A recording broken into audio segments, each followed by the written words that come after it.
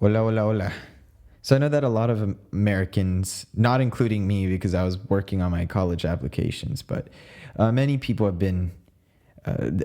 celebrated Halloween on October 31st. But today we're not going to be talking about that. We're going to be talking about El Día de los Muertos, which is celebrated in Mexico and by a lot of Chicanos.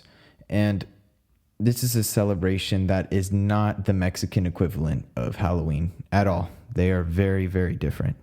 And for any of you who believe that it is the Mexican equivalent, I hope that today's episode will clarify any sort of ambiguities that you have regarding this celebration.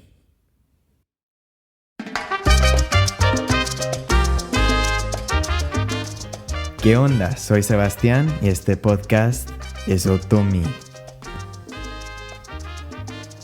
For all of my non-Spanish native speakers, this is Sebastian, and I'm a high school student in the Bay Area. I've got the facts and the opinions. Join me as we discuss topics of society, culture, identity, education, and life.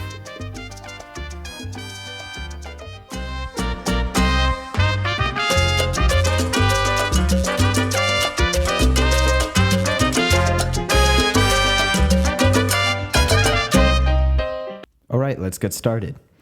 So today, of course, we're talking about El Día de los Muertos.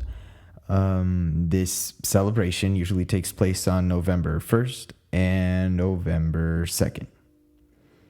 Now, Día de los Muertos is a day it's a huge celebration, a huge holiday that all of Mexico celebrates from all different religions and ethnic backgrounds. However, at heart, this celebration is indigenous. That's why it's so important and why it's very important to look at its history. So first of all, you're probably asking me, how am I a credible source for something like this? The truth of the matter is that my mother is from Michoacán, the state of Michoacán in Mexico, which has one of the most vibrant festivities in all of Latin America of all of Mexico, because Mexico has the largest festivities for Dia de los Muertos, since Dia de los Muertos originates here in Mexico. But the largest festivities are usually in the southern region of Mexico, the southern half. And in Michoacán, they have these amazing celebrations. And where my mom's from, she's from Pátzcuaro. For those of you who aren't familiar with Pátzcuaro, Pátzcuaro is a little city, a pueblo mágico. It's a little town that it's beautiful, and that's where my grandmother grew up, and my mom she's very well acquainted with that place because she basically grew up in Morelia, which is a city very close. I'd say around 30 to 45 minutes drive from there, from Pátzcuaro, Morelia, and that's a larger city, over 1 million people. But Pátzcuaro is one of the places, I'd say arguably it is the place to get the best celebration of the Dia de los Muertos. And I'm very fortunate to be exposed to this place, right? Because not everyone gets that experience. Not everyone is familiar with this region, this city, this town, this culture.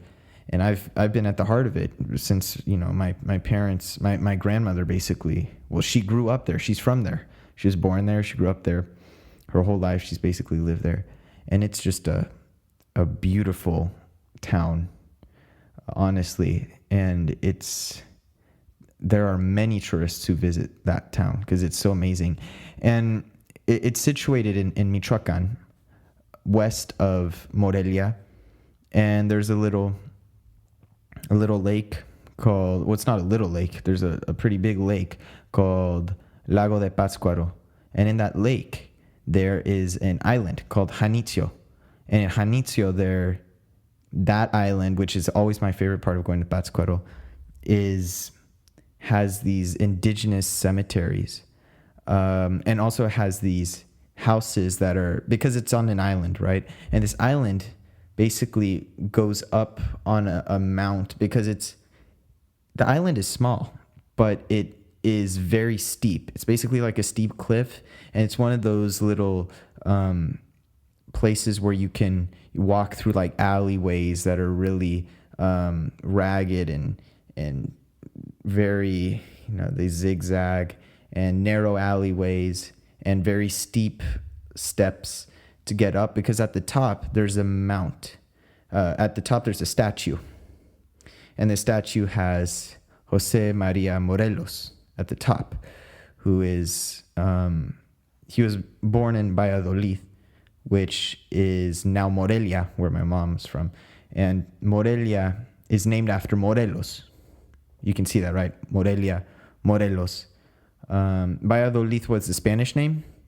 It's actually the name of a city in Spain, but a lot of the times, like Merida, there are these cities in Mexico that are named after specific cities in Spain, but part of that Mexican pride was they renamed a good number of those cities that were given Spanish names to a different name, a Mexican name. And basically, Janitzio, there are many people who visit this place every year just because they have probably the best celebration of course, each region has its own celebration, so I'm not going to say anything. This is specifically the Purépecha indigenous peoples.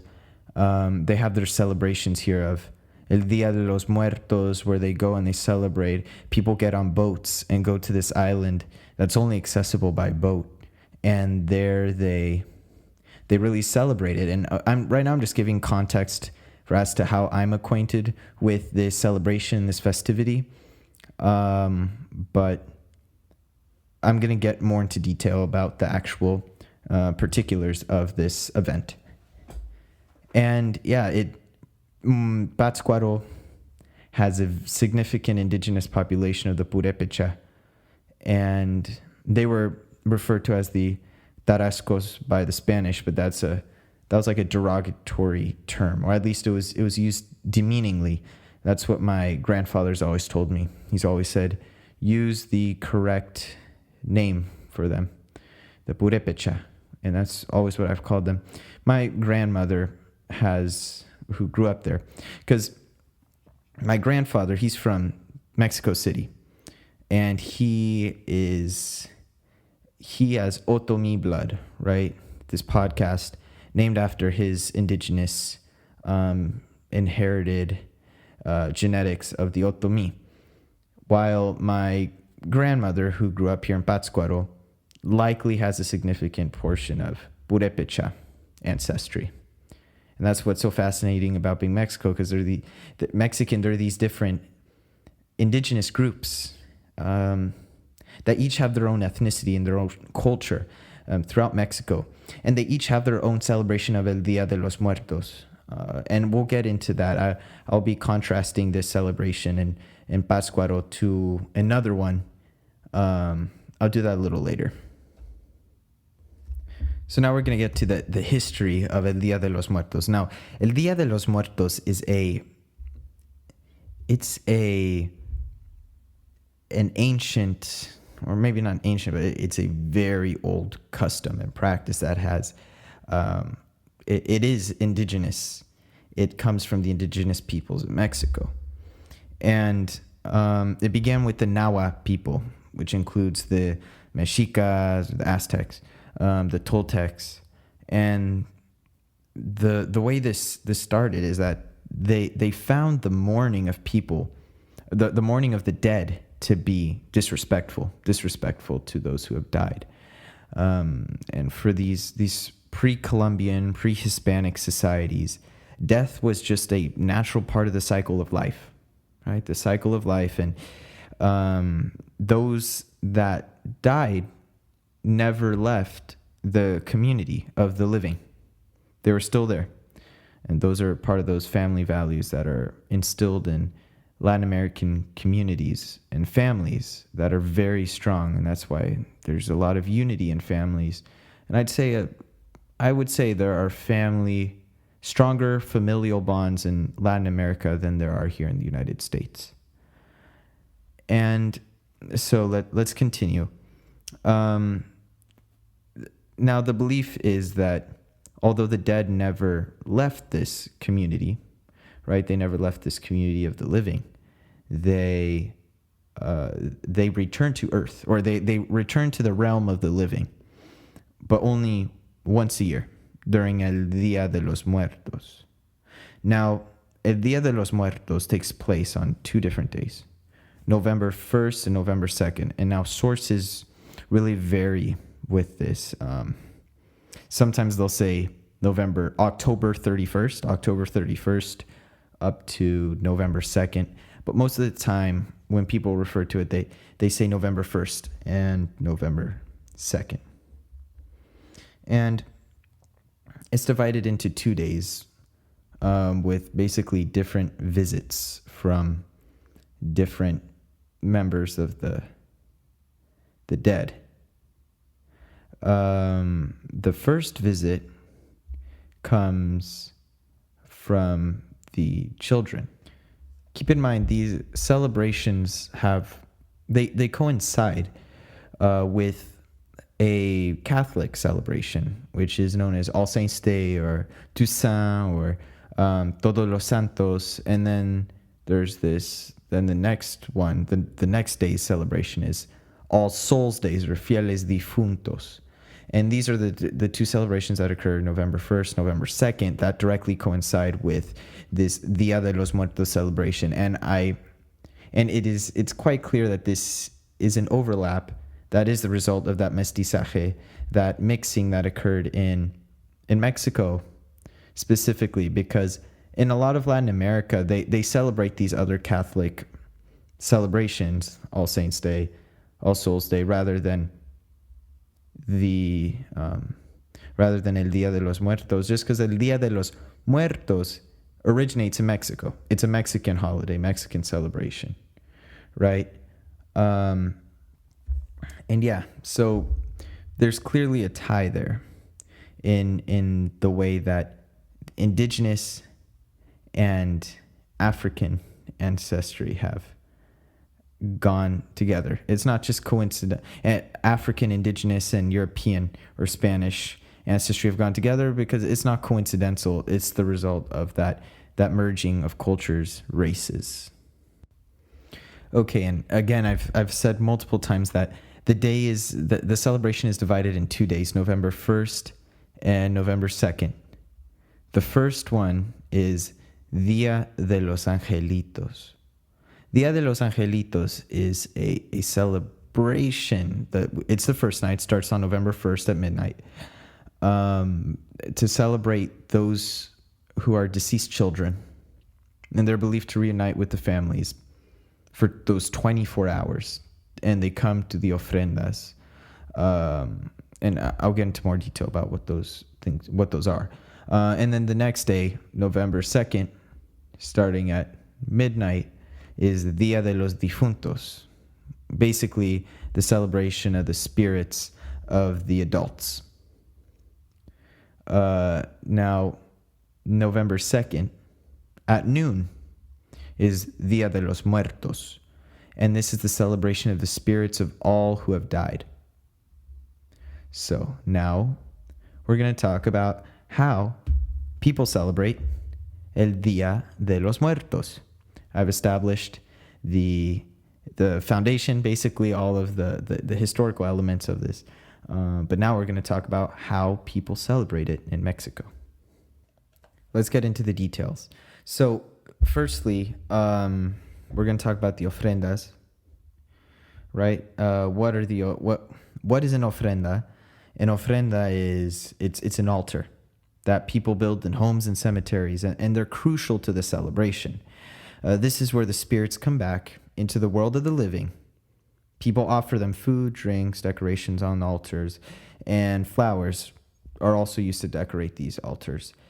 Marigolds are the most common form of flower used, and they're used to furnish altars, graves, and create paths.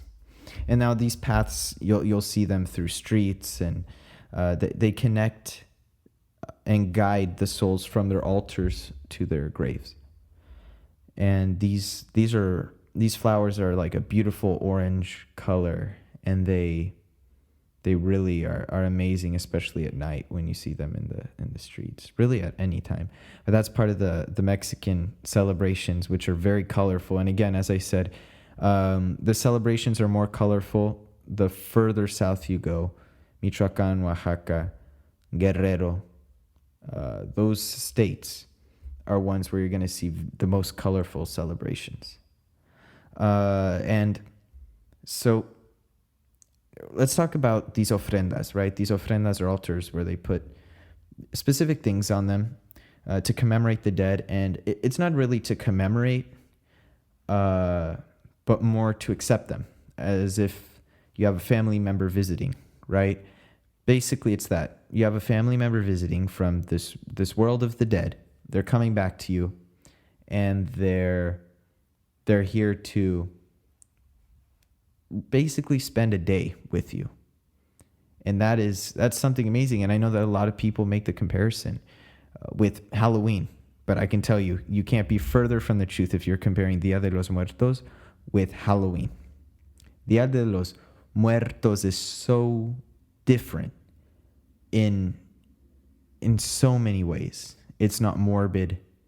It's a celebration of death, which just it reflects the jovial attitude of Latin America, and the way that Latin Americans can remain optimistic, even when many of them are in dire need of food, water. They're starving. They don't have enough money, and they're in poverty, and that's gravely, of course, that's extremely unfortunate.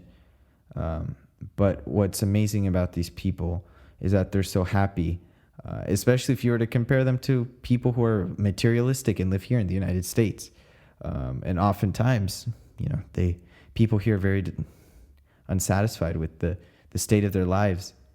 And that's just the result of us habituating to our privileges that we have, while these other people who have less are appreciative of what they have, and they celebrate death.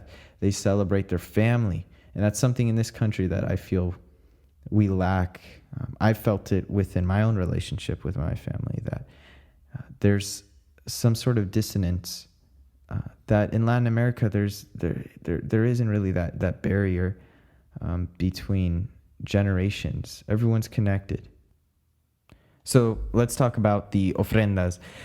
First thing we're going to talk about is the food that they put on there. Food is like an important part of the ofrendas and the decoration. And if you've seen many different cultures, many ethnicities in worship, in their altars, they put food as offerings. But in this case, the food is meant to be sort of a gift or an offering to these spirits who journey from the realm of the dead into the realm of the living. And in this transition, it's supposed to be tiresome. And for that reason, they usually prepare food and drinks for the dead, and they offer it to them. And there's specific types of food that are offered. One of the options could be pan de muertos. Pan de muerto is a type of bread that's placed on the ofrendas that is designed into basically shapes of like bones and skull. Well, it's a pan dulce, so it's a sweet bread, and it has strong hints of like anise in the bread, and they design it in a way that they put little shapes of like bones and skulls onto it. It's really nice, and I may be biased, but Mexican food is the best. It's the best. And I taste all kinds of food. So honestly, I like all kinds of food. So I'm not going to say that it's the best, but for me personally, Mexican food is my favorite. And it will always be like that, I think. Well, I don't know. I'm open to new things, but I mean, I love Mexican food. And so, yeah, they put that bread, and also a big thing that a lot of people recognize from these celebrations is the use of sugar skulls. Sugar skulls are one of the, I'd say, most well-known items put into the ofrendas. And basically what happens is there are these calaveras or sugar skulls that are put onto the ofrendas. They're usually white sugar skulls that are decorated with really bright colors. And they're arranged in size. So they have a range of sizes, right? So they're large ones and they're like really, really small ones too. And they're usually iced with very vibrant colors like neon pink, neon green, neon blue, just these very bright colors. And the thing that's very interesting about these is that they don't actually originate from in Mexico. These sugar skulls, these calaveras, they originate they came by way of Italian missionaries in the 1600s, right? And that's quite a while back. So obviously there has been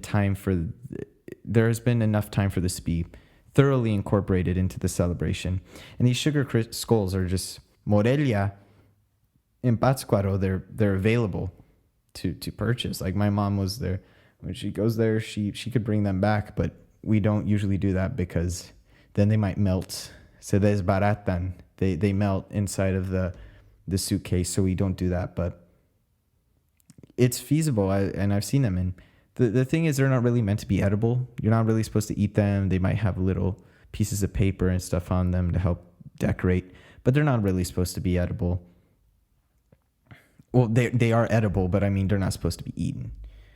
And so other things that people put onto these ofrendas includes beverages, as I said, like pulque, atole, chocolate. These are all things that, like atole, chocolate, those are things that they're not as unique to the celebration as the calaveras, because I've had atole and chocolate in different celebrations like Christmas and stuff. So those kind of carry on into other celebrations as well. But yeah, let's talk about the iconic calaveras or skulls. Calaveras are somewhat the emblem of this celebration, right? There are different versions of them that appear. But we've already spoken about las calaveras de azúcar, or the sugar skulls. And however, there are other versions of the skull that appear too, as it's a very important symbol in the El Día de los Muertos, which is not a morbid celebration of the dead, but rather a very, optimistic one. And so the history of calaveras really starts in the 18th and 19th centuries with what were called literary calaveras, which were basically just funny, humorous poems published that made fun of the living in a way. And these became part of the celebration. And even today, they're done, these little poem jokes, kind of satire, they're satirical. And they kind of poke fun at the living from the perspective of the dead. And they appear in radio and TV programs. And those are the literary calaveras.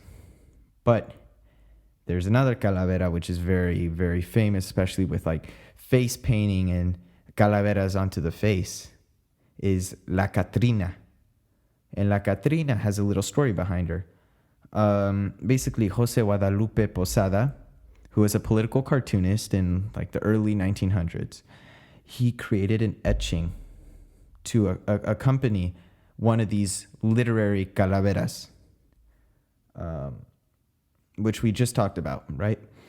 And in this etching, he personified the dead in a traditional French attire. Now, if you don't remember, the French occupied Mexico for quite some time under Napoleon III, right? And this, basically in this cartoon, it's kind of meant to criticize, it's commentary on Mexican society, right? So basically has a person personified as dead in traditional French attire or garbs, and he called it calavera garbancera. And this really was just a critique of the manner in which Mexicans tried to copy or emulate the European etiquette and their sophistication. And of course, in a country like Mexico, where there's so many other racial factors, the fact that there's such a fixation on these European elements was in need of some sort of critical analysis. So basically, a quote that this man, Jose Guadalupe Posada, is famous for is "Todos somos calaveras," or we're all skeletons, meaning that despite how we may appear, we're all the same. I think this is very important in Mexico, which has such an internalized racial diversity. Right, in the USA, they don't merge quite as much as in Mexico, the races. But in Mexico, that mixing of the three races, indigenous, European, and African, and a lot of people either reject or forget about the African ancestry. But the reason why you don't see that many African individuals anymore is because they literally mixed into the population to the point where Mexicans now do have the genetics, but they don't have the phenotypics, the physical appearance anymore, because the majority of their DNA is likely Native American or European. Let's continue with this backstory of La Catrina, right? Diego Rivera, the famous painter, in 1947, he painted a mural called Dream of a Sunday Afternoon in Alameda Park. This mural had an image of the skeleton, right? The cartoon or the etching that Jose Guadalupe Posada had made of death in this French garb. However, in this case, that etching of the skeleton was portrayed in a feminine manner. And, Diego Rivera, he ended up naming her, the skeleton, Catrina, which is argot, or it's slang, basically, for the rich. And La Catrina continues to be one of the most important symbols of this holiday. And people in the streets get their faces painted, and it's just this whole celebration. And yeah, as I said, the celebration goes out into the streets. Entire cities celebrate. Mexico City has parades. And one way in which the cities are decorated, other than the marigold petals, is the papel picado. Maybe at Mexican restaurants you've seen this, but it's paper that has holes punched into it. And el papel picado, they hang it across the streets, and they usually have little images of them, but the holes allow wind to pass through. And this wind basically resembles like the fragility of life. The celebration there's so many factors to it, from the ofrenda to the grave site to the streets to the food, so many different elements. So this episode is not going to be as we normally do it. I usually do one full episode, including everything. But then again, I said that my intentions now are to make the episodes a little more concise. So what I decided to do was split this episode in two. And there's going to be there's this one that you heard now. And then the next one, we'll be talking about other aspects of El Día de los Muertos, specifically a certain canine friend of this celebration, and as well the Afro-Mexican celebration of El Día de los Muertos, which is a little bit different, and that's why I thought it merited its own podcast episode.